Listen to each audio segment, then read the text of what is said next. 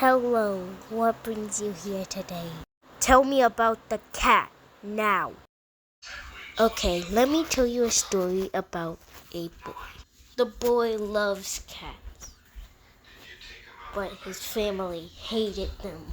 Until one day his family killed the cat, and then his family made him eat the dead body.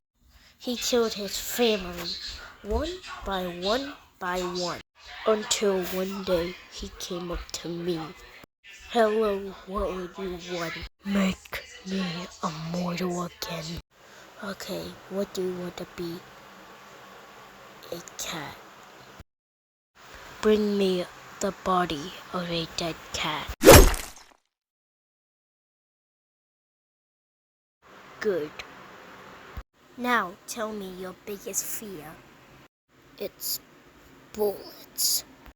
Hey brother, brother, no, please, help me, help me! Bye.